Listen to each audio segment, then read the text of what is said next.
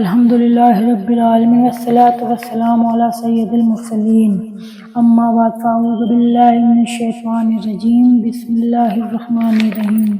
انسان کے رہنے کے لیے کتنی جگہیں ہیں زندگی میں اور موت کے بعد۔ انسان کے لیے 5 عالم ایسے ہیں: عالم ارواح ہے، عالم دنیا، عالم برزخ، عالم حشر اور عالم آخرت۔ انسان ایک عالم سے دوسرے عالم میں منتقل ہونے کے لیے اسباب مقرر ہیں۔ عالم ارواح سے عالم دنیا میں آنے کا سبب والدین، عالم دنیا سے عالم برزخ میں جانے کا سبب موت، عالم برزخ سے عالم حشر میں پہنچنے کا سبب سور اسرافیل ہے، اور عالم حشر سے عالم آخرت میں منتقل ہونے کا سبب ایمان یا کفر ہے۔ ان 5 میں سے برزخ ایسا عالم ہے جس سے پہلے 2 اور بعد میں بھی 2 عالم ہیں۔ یہاں سے اس کی اہمیت کا اندازہ لگایا جا سکتا ہے، جیسا کہ بیچ والی ہونے کے سبب نماز عصر کی اہمیت ہے۔ نماز عصر کی اہمیت ہے۔ مرنے کے بعد سے محشر میں اٹھنے تک کا درمیان کا عرصہ برزخ کہلاتا ہے، اور انسان کو اس عالم میں موت ہی پہنچاتی ہے۔ دنیا میں ہر حقیقت کا کسی نہ کسی نے انکار کیا، مگر موت ایسی حقیقت ہے جس کا آج تک کوئی انکار نہیں کر سکا، کیونکہ موت سے کسی طرح چھٹکارا پانا ممکن نہیں۔ سفر ہے چاہے جتنا لمبا یا طویل ہو، منزل ایک نہ ایک دن آ ہی جاتی ہے، اور سفر زندگی کی منزل موت ہے، یہ کسی معاف نہیں کرتی۔ نہ غریب کی مفلسی پر اسے رحم آتا ہے، اور نہ ہی کسی امیر کی دولت سے اسے خریدا جا سکتا، اور نہ ہی طاقتور اس کی طاقت سے اس کا روکا جا سکتا ہے۔ بڑے بڑے مالداروں کو، خدائی کے دعوے داروں کو، فرعون، قارون اور شداد جیسے غرور تکبر کے پہاڑوں کو بھی اس نے تخت نشین سے خاک نشین کر دیا۔ الغرض موت سے بچنے کی کوئی صورت نہیں، چنانچہ ارشاد باری تعالیٰ ہے: جس نے زندگی کا لطف اٹھایا اسے موت کا مزہ بھی چکھنا ہے، جو یہاں آیا ہے اسے ایک دن یہاں سے کوچ بھی کرنا ہے، اور جس نے اس عالم رنگ و بو کا نظارہ کیا ہے اسے موت کا منظر بھی دیکھنا ہے، کیونکہ موت ایک جام ہے جسے ہر ذی روح نے پینا ہے، اور ایک دروازہ ہے جس سے ہر زندہ کو گزرنا ہے۔ ارشاد باری تعالیٰ ہے: موت کسی بھی جگہ، کسی بھی وقت اور کسی بھی حالت میں آ سکتی ہے، اور حقیقت یہ ہے کہ کوئی تدبیر، طریقہ، دوا اور دعا موت سے چھٹکارا نہیں دلا سکتی۔ تو ایک مسلمان کو موت سے ڈر کر بھاگنے کی بجائے ہر وقت، ہر جگہ اور ہر حالت میں اس کے لیے تیار رہنا چاہیے، اور ہر وقت آنے پر حال یہ ہو کہ یہ محبوب بڑے انتظار کے بعد آیا ہے کہتے ہوئے خوشی خوشی موت کو گلے لگا لے۔ موت کی تیاری یہ ہے کہ بندہ اپنی چند روزہ زندگی کو اللہ عز و جل کی اطاعت اور اس کے محبوب کریم صلی اللہ تعالیٰ علیہ وسلم کی سنتوں کے اتباع میں گزارے۔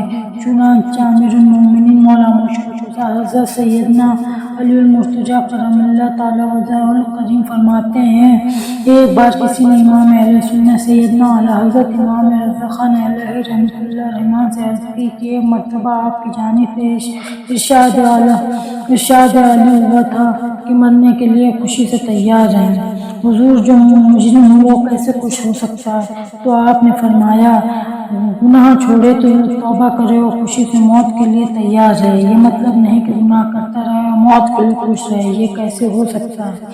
پیارے اسلامی بھائیوں اور بہنوں، جنازے اٹھتے دیکھنے کے باوجود آج ہماری نیکیوں سے غفلت، خوف خدا سے محرومی اور فکر آخرت سے بے توجہی اپنی انتہا کو پہنچ رہی ہے۔ ہم دنیا کی آرائش اور زیبائش میں اس قدر کھوئے ہوئے ہیں کہ منڈلاتی ہوئی موت ہم پر کوئی اثر نہیں کرتی ہے، اور ہمیں موت سے ذرا بھی نصیحت حاصل نہیں ہوتی، حالانکہ موت کا پیالہ بڑی ہی تلخ اور کڑوا ہے۔ موت سچا اور اٹل وعدہ ہے، موت لذت کو غارت کر دیتی ہے، موت آرزوؤں کی جڑ کاٹ کر رکھ دیتی ہے، اور بالآخر انسان کو اس وسیع عریض دنیا سے اٹھا کر قبر کی تنگ اور تاریخی کوٹری میں پہنچا دیتی ہے۔ ایک طرف ہماری یہ غفلت ہے اور دوسری جانب ہمارے اسلاف کا قول و عمل ہے۔ وہ موت سے متعلق کیا ذہن رکھتے ہیں کہ زمیندار سے موت کو یاد کرتے ہیں، اس لیے تیار رہیے۔ امیر المومنین حضرت سیدنا ابو بکر صدیق رضی اللہ تعالیٰ عنہ فرماتے ہیں، جو شخص قبر میں توشہ یعنی کہ نیک اعمال کے بغیر داخل ہوا، اس کی مثال اس شخص کی طرح ہے جو سمندر میں کشتی کے بغیر داخل ہو جائے۔